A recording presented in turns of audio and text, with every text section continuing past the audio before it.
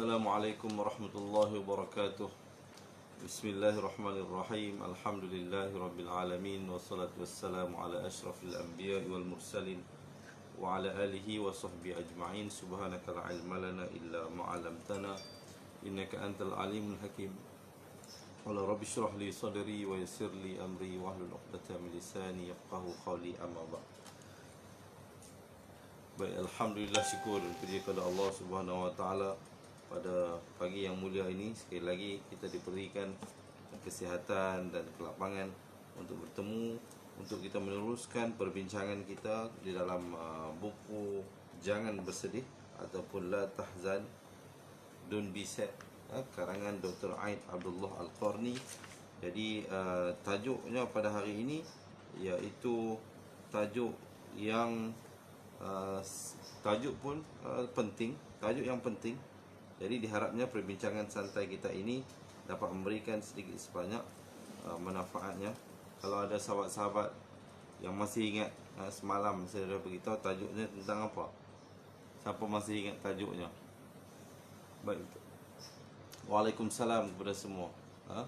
Jadi selamat pagi, sihat ke? Mak Teh pun ada, alhamdulillah.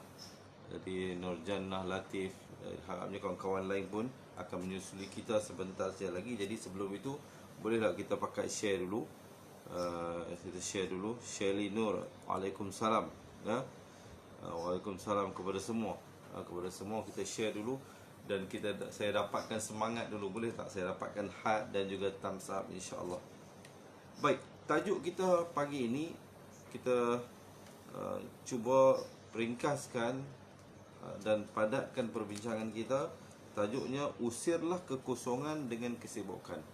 Apakah yang dimasukkan di dalam tajuk ini ialah usirlah kekosongan dalam jiwa kita, usirlah kekosongan dalam hati kita itu dengan melakukan sesuatu. Jadi tajuknya very straightforward. Very straightforward yang ini iaitu untuk kita mengelak hati kita ni daripada kosong, tidak melakukan apa-apa adalah penyebabnya. Jadi untuk itu kita buat sesuatu. Itu dari segi apa yang kita dapat fahami daripada tajuknya. Orang yang tidak berbuat apa-apa di dalam hidup ini, selalunya dia tidak memberi manfaat kepada orang yang lain, dan akal fikirannya selalu melayang-layang dan tidak tentu arah. Jadi setuju tak? Setuju tak kalau kita katakan orang yang tak ada apa ni, tak buat apa, sama ada dia menganggur ataupun setelah dia, dalam istilahnya kita kata pencen lah, tak buat apa. Maksudnya tak buat apa ni, dia memang tak buat apa. Masak pun tidak, mengemas rumah pun tidak, belajar pun tidak. Jadi dia, otaknya akan melayang-layang. Jadi kita kena isi masa yang lapang itu, masa yang kita ada itu dengan melakukan sesuatu manfaat. Nanti kita tengok apakah jenis-jenis perkara yang manfaat yang kita boleh lakukan. Banyak, sangat banyak, ya. Jadi untuk mengelakkan akal kita ini daripada pergi merata-rata, kerana kesannya itu tidak baik. Allah SWT telah berfirman dalam Al-Quran, radu bi an yakunu ma'al qawalif, iaitu mereka yang membiarkan diri otak mereka itu kosong daripada melakukan perkara-perkara yang bermanfaat. Mereka suka tinggal bersama-sama orang yang ditinggalkan. Surah At-Taubah ayat yang ke-87. Jadi saat paling bahaya ialah saat paling bahaya bagi akal ini apabila pemiliknya tidak berbuat apa-apa. Dalam istilahnya kita kata menganggur. Makan tidur, makan tidur, makan tidur. Ya. Jadi itu saat yang paling bahaya. Kerana apa? Dia ni ibarat kereta yang bergerak dalam kelajuan yang tinggi tanpa ada pemandu. Dia mudah ke kiri dan kanan dan tersasar daripada jalan. Jadi kalau kita dapati ada mungkin kawan-kawan ataupun ahli keluarga kita yang selalu kemurungan, selalu memikirkan perkara-perkara yang kita kata tidak sepatutnya, otaknya selalu melayang ke sana dan ke sini. kita tengok balik, mungkin ada benda-benda yang boleh diisi di dalam hidupnya, dilakukan sesuatu yang bermanfaat. Banyak jenis perkara-perkara yang kita boleh lakukan. Jadi sebab apa? Bila kita tidak melakukan sesuatu, automatik otak kita akan melayang, hati kita ni mudah gelisah, mudah terfikir benda yang bukan-bukan. Jadi kita mengingatkan kegelapan masa lalu, duk fikir pasal dulu, sebab benda tak buat apa. Tak ada benda nak buat, duk fikir dulu macam itu, macam ini. Dan juga menyesali kesialan masa kini, juga duk fikirkan masalah keadaan sekarang, tak ada buat apa. Kemudian juga mencemaskan kelamnya masa depan yang belum tentu dialami. Bukan sekadar dia duk bila dia dah tak bekerja, tak buat apa, jadi dia memikirkan bukan saja masa lalu, masa kini, malahan dia duk memikirkan tentang perihal yang belum lagi berlaku di masa yang akan datang. Dan ini membuatkan akal fikiran kita tu tidak terkawal dan mudah terlepas dari kawalan. Maka itu dinasihatkan kita untuk melakukan amalan-amalan yang bermanfaat, baik daripada kita membiarkan ianya kosong dan membinasakan diri kita sendiri. Jadi dari segi kesimpulan pada maksud ayat yang disampaikan ialah membiarkan diri dalam kekosongan itu samalah sepertinya kita membunuh diri kita secara perlahan, ataupun kita memasukkan diri kita dengan sesuatu yang menghayalkan. Kenapa kita membiarkan otak kita itu kosong dan boleh masuk unsur-unsur ataupun kita kata bisikan-bisikan syaitan yang boleh menjadikan hidup kita itu sedih, gelisah, tak tentu arah, memikirkan benda-benda yang lalu, masa kini ataupun benda yang akan datang. Jadi kalau kita ada waktu-waktu yang kosong, kita lakukanlah sesuatu, kerana dengan itu ianya memberikan tujuan hidup kita. The purpose of life, tujuan kita hidup ni, bila kita ada benda yang kita nak lakukan. Oleh itu, buatlah. Antara benda-benda yang kita boleh buat apa? Untuk mengisi masa yang kita ada, antaranya menunaikan solat sunat, bertasbih, pergi ke kelas-kelas agama, mengaji. Kita isi masa lapang kita. Mengaji Al-Quran, kita mengaji balik fiqh, mengaji balik tauhid, kita mengaji balik tentang mengenal Allah, mengenal diri kita dan mengenal agama Islam ini dengan menghadiri majlis-majlis ilmu. Itu antara perkara yang kita boleh buat. Kita juga boleh lakukan solat-solat sunat, kita boleh bertasbih, berzikir untuk mengisi masa lapang agar otak kita itu tidak kosong. Selain daripada itu, apa lagi kita boleh buat? Kita boleh menulis, kalau tak menulis pun kita membaca buku. Kalau membaca buku, yang mana minat menjahit boleh menjahit, yang mana minat memasak boleh memasak, yang mana minat mengemas rumah boleh mengemas rumah.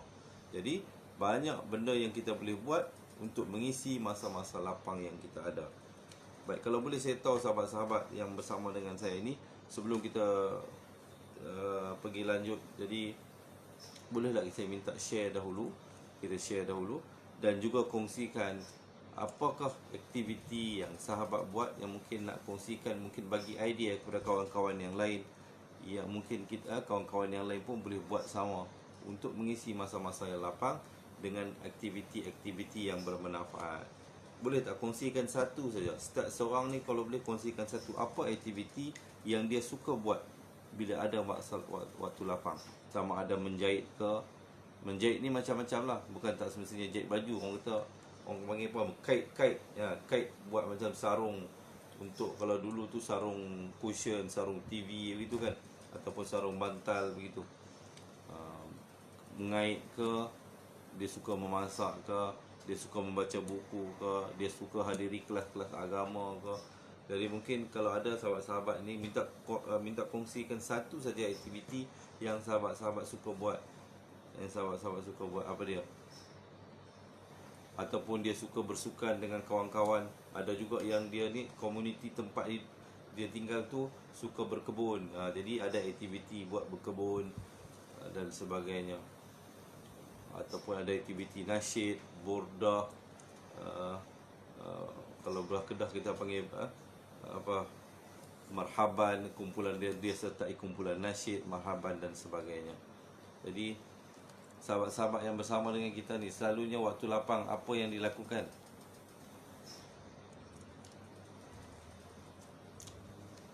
Mungkin boleh dikongsikan satu aktiviti yang sahabat-sahabat suka buat di waktu ada masa yang lapang. Tapi saya dah bagi tadi beberapa banyak contoh-contoh yang kita boleh buat untuk mengisi masa kita agar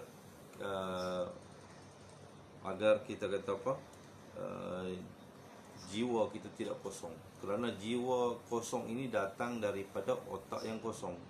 Otak yang kosong datang kerana kita tidak melakukan apa-apa. Jadi otak kita dia tak busy memikirkan. Kalau orang tu dia buat sesuatu, contohnya dia ni suka macam sahabat kita tu merawat tanaman. Dia suka merawat tanaman. Jadi dia duk fikir macam mana nak cantikkan pokok pagar dia. Jadi otak dia tu tidak kosong. Ada benda yang dia lakukan. Ada sahabat kita Kemboja kata dia suka baca Al-Quran. Jadi ada yang pandai menjahit, suka menjahit. Umi Ashraf kata dia suka menjahit dan sebagainya. Bagus. Isikan waktu masa lapang itu dengan sesuatu yang bermanfaat. Isikan sesuatu yang bermanfaat dengan yang lain. Macam mana sahabat-sahabat yang lain? InsyaAllah ya. Jadi boleh lakukan dengan banyak. Kita tak semestinya satulah, banyak benda-benda yang bermanfaat yang kita boleh lakukan ya. Jadi yang pentingnya kita fikirkan sesuatu apakah yang bermanfaat. Tapi saya nak bagi tahu sahabat-sahabat yang paling bijak ini, kalau boleh minta tulis benda ini. Saya rasa ramai yang dah tahu. Cumanya kalau boleh plan daripada hari ini. Apa dia? Benda ni sangat penting. Sahabat-sahabat, nak tak jadi kaya? Saya nak bagi satu petua daripada hadis baginda Rasul sallallahu alaihi wasallam. Kaya yang saya maksudkan di sini ialah kaya di akhirat. Nak tak nanti selepas kita meninggal dunia, pahala terus mengalir ke dalam kubur kita, insya-Allah sampai kiamat. Siapa yang nak, saya nak bagi tahu. Kita berbicara kan, nak lakukan benda-benda yang bermanfaat untuk mengisi waktu-waktu lapang kita. Nak tak kalau saya kongsikan bagaimana untuk kita menjadi kaya di akhirat, walaupun setelah kita mati, insya-Allah pahalanya terus mengalir ke dalam kubur kita. Kalau nak komen nak, kalau tak nak jangan komen apa-apa. Baik, boleh saya dapatkan heart dan juga thumbs up dulu, insya-Allah, sebelum saya kongsikan benda yang tersebut ya. Okey. Saya nak bagi satu analogi yang mudah, ialah kita umat Nabi Muhammad sallallahu alaihi wasallam ini paling-paling pun kita hidup di dunia ini average-nya 60, 70. Kalau boleh pergi 80 tu kira kata subsidi sangatlah. Kalau boleh pergi sampai 90 itu bonus. Dan kalau boleh lebih daripada 100 itu, Piramli kata apa? Jarang-jarang. Kadang-kadang. Memang jarang-jarang lah kita dengar orang umur sampai 100 lebih. Baik. Dalam kita hidup ini, berkemungkinan kita mati lebih awal daripada umur yang saya bagi tahu tadi. Jadi pahala yang dapat kita kumpul adalah sewaktu kita hidup. Sewaktu kita hidup ni lah kita nak kumpul sebanyak mana pahala. Kita nak solat, kita nak puasa, kita nak bersedekah dan sebagainya. Tetapi Nabi kata dalam satu hadis yang sangat masyhur, idza matal insan inqata 'amaluhu illa min sadaqatin jariyah aw 'ilmu yuntafa'u bihi aw waladin salih yad'u lahu, atau kama qala Nabi sallallahu alaihi wasallam. Maksudnya apa? Bila kita mati nanti, sahabat-sahabat, semua orang akan melalui kematian. Saya akan mati, sahabat-sahabat semua akan mati. Bila kita mati nanti, Nabi kata apa? Semuanya akan terputus daripada kita. Maksudnya kita tak boleh dah nak bangun ke dunia ini nak menunaikan solat. Kita tak boleh dah bangun ke dunia ini nak menunaikan apa saja yang kita berhajat. Apa saja yang kita hajati semuanya terputus kecuali 3. Yang pertama apa? Yang pertama Nabi kata sedekatin jariyah. Lakukanlah sedekah jariah. Jadi antara aktiviti-aktiviti yang sahabat-sahabat boleh buat, mungkin kita ini bukan di kalangan jutawan, tetapi jangan ia menjadi penghalang untuk kita bersedekah. Walaupun RM1, walaupun RM2, kalau boleh konsisten. Boleh tak konsisten? Kita allocatekan dalam sebulan itu paling kurang lah. Ini paling kurang. Ini cara je. Kalau boleh sahabat-sahabat cuba istiqamah. Paling kurang sehari RM1. Jadi simpan siap-siap sebulan RM30. RM30 ni jangan buat apa. Peruntukkan untuk bersedekah. Sehari RM1. Sehari RM1. Mungkin hari ini masjid ini, esok masjid ini, lusa masjid ini. Kalau tak kepada masjid pun mungkin kepada surau ataupun kepada orang yang meminta sedekah. Itu yang pertama. Paling-paling kurang lah.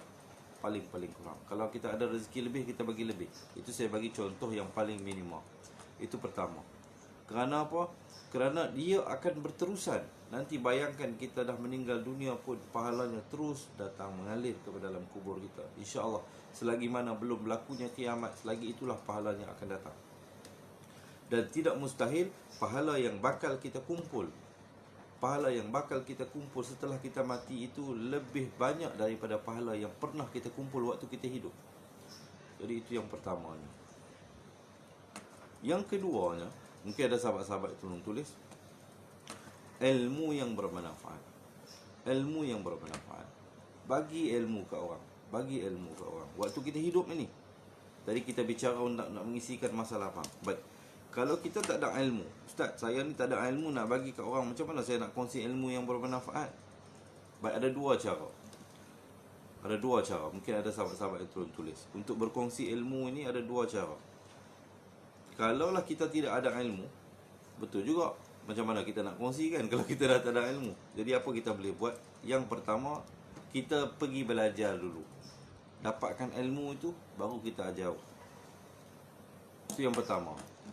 Tetapi ada jalan yang shortcut. Shortcut ni bukan bererti dia yang lebih baik, tetapi antara pilihan yang kita ada.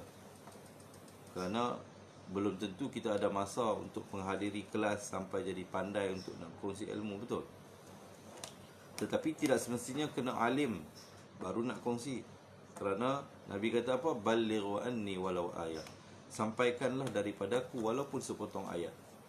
Jadi kita kongsikan walaupun satu perkara yang kita tahu, asalkan benda itu ilmu yang bermanfaat. Dan kalau ilmu yang bermanfaat itu berkaitan dengan ilmu agama, itulah yang terbaik. Antara perkara yang lain selain daripada kita sendiri pergi menuntut ilmu, dapatkan ilmu itu baru kongsikan, ataupun sahabat-sahabat panjangkan ilmu yang sahabat-sahabat dapat. Maksudnya kita menjadi pengantara ilmu tersebut. Antara yang sahabat-sahabat boleh buat ada antaranya apa dia? Tekan button share yang sekarang ni lah. Contohnya saya menampaikan sesuatu yang bermanfaat, sahabat-sahabat kongsikan, jadi orang lain dapat belajar, orang lain dapat manfaat melalui sahabat-sahabat. Jadi ianya juga dikira sebagai ilmu yang bermanfaat. So yang pertama tadi sedekah jariah, yang keduanya ilmu yang bermanfaat. Jadi kita kongsikan, orang lain bagi ilmu. Zaman hari ini kita boleh panjang-panjangkan, kita tekan share, kita kongsikan kepada orang yang lain.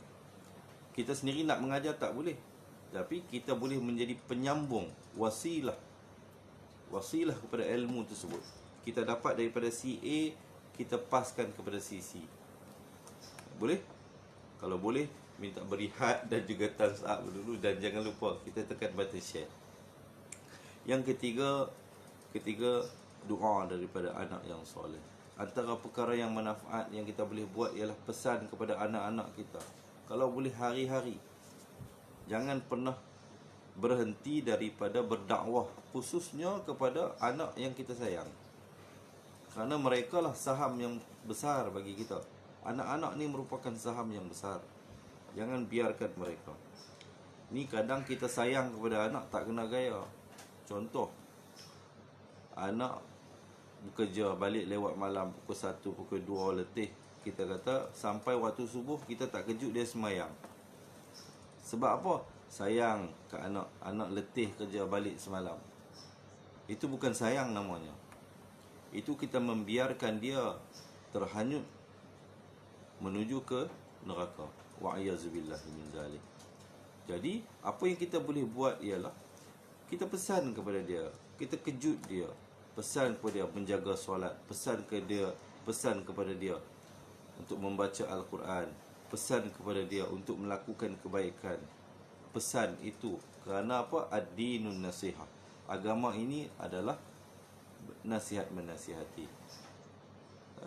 Kerana juga Allah telah mengingatkan kita tentang ad-dinun nasihah, agama itu sendiri nak memberi nasihat, dan juga fadzakir, berilah peringatan, fa inna dzikra tanfa'ul mu'minin, kerana sesungguhnya peringatan itu bermanfaat kepada sesama muslim. Jadi berikan peringatan. Berikan peringatan itu juga jatuh dalam kategori ilmu yang bermanfaat. Sampaikan pesan kepada anak-anak kita. Kerana nanti anak-anak yang baik hubungannya dengan Allah pasti akan mendoakan ibu ayah. Kerana apa? Nabi kata yang ketiga tadi, waladin soleh yad'ulah, anak yang soleh yang mendoakannya. Jadi kalau sahabat-sahabat nak anak kita mendoakan kita, jadi pastikan hubungan dia dengan Allah itu baik. Pertama bukan hubungan dia dengan kita. Kalau anak itu hubungan dia dengan Allah baik, sudah pasti hubungan dia dengan mak ayah dia akan jadi baik. Automatik. Kalau hubungan anak-anak itu dengan Allah baik, automatik dia akan mendoakan mak ayah dia, insya-Allah. Jadi itu antara perkara-perkara manfaat itu, antara cadangan saya lah, cadangan daripada saya yang sahabat-sahabat boleh fikirkan untuk dilakukan untuk mengisi masa-masa lapang yang ada. Jangan biarkan otak kita ini kosong, jiwa kita kosong, kerana ia akan membawa kepada kesedihan dan sebagainya. Jadi yang pertama antara perkara yang manfaat kita boleh buat apa? Bersedekah. Yang keduanya kongsikan ilmu yang bermanfaat. Yang ketiganya doa daripada anak yang soleh. Jadi saya telah memberikan cadangan-cadangan bagaimana sahabat-sahabat boleh memikirkan untuk melakukannya. Jadi dengan tidak berbuat apa-apa itu, dianya akan melalaikan diri kita, dan diri kita ini akan kosong daripada aktiviti yang bermanfaat, kerana dia merupakan umpama pencuri. Maksudnya pengangguran itu umpama pencuri yang mencuri akal dan jiwa kita, supaya ianya terus berterusan kosong, sedih dan gundah gulana. Jadi oleh itu, bangunlah, bangkitlah untuk melakukan sesuatu yang bermanfaat, seperti contoh-contoh yang saya berikan sebelum tadi. Selain daripada 3 perkara yang sahabat-sahabat boleh lakukan itu, antara yang lain kita boleh membaca buku, kita boleh bercucuk tanam, kita boleh menjaga memasak, mengemas rumah, menghadiri kelas-kelas agama dan sebagainya, dan banyak lagi perkara-perkara yang boleh difikirkan. Jadi bunuhlah waktu kosong itu, kerana bunuhlah waktu kosong yang kita ada itu dengan kesibukan aktiviti yang bermanfaat. Maksudnya kita isilah masa-masa lapang yang kita ada itu dengan urusan-urusan ataupun perkara-perkara yang baik. Jadi sudah tentu ianya akan memberikan ketenangan jiwa. Jadi jiwa kita pun tidak kosong, boleh melakukan aktiviti yang bermanfaat. Kita tengoklah sebagai contoh petani, orang yang ke sawah, orang yang ke ladang, walaupun tidurnya itu tidak beralas tilam yang empuk, tetapi bila sampai waktu istirahat, tidur lena dia. Makan pun tidak makan makanan yang hebat, mungkin ikan kering dengan sambal belacan saja, tetapi cukup menggembirakan. Kerana apa? Kerana dia mengisi masa lapangnya dengan aktiviti yang bermanfaat. Jadi otaknya tu tidak ada masa untuk terbang melayang-layang tanpa ada tujuan dan arah. Jadi insya-Allah diharapnya perkongsian ringkas saya pada pagi ini memberi manfaat kepada sahabat-sahabat semua dan juga kepada diri saya sendiri. Jadi diharapnya sebelum kita berakhir, kita tekan button share dulu, insya-Allah kita panjangkan ilmu yang bermanfaat ini, dan jangan lupa berikan heart dan juga thumbs up. Dan tajuk untuk esok hari ialah teguhkan kepribadian anda. So mungkin ada sahabat-sahabat yang nak tolong tulis ya. Tajuk untuk esok hari, teguhkanlah kepribadian anda. Apa dia kupasan tentang tajuk tersebut? Jadi insya-Allah nantikan bersama-sama esok hari kita akan lihat sedikit kupasan berkenaan dengan tajuk teguhkanlah kepribadian anda. Jadi saya rasa setakat itu dahululah daripada saya perkongsian yang ringkas pada kali ini. Sesungguhnya yang baik itu daripada Allah Subhanahu Wa Taala, yang salah, yang silap, yang kurang itu dari kelemahan diri saya sendiri. Jadi sebelum saya berakhir, seperti biasa, jangan lupa janji temu kita insya-Allah untuk membincangkan tajuk untuk esok hari, dan juga janji temu kita petang ini insya-Allah kita belajar memperbaiki kualiti bacaan Al-Quran kita bersama-sama insya-Allah. Jadi yang baik itu daripada Allah, yang kurang itu kelemahan saya sendiri. Aqul qawli hadza astaghfirullah azim li wa lakum. Assalamualaikum warahmatullahi wabarakatuh, dan berjumpa lagi.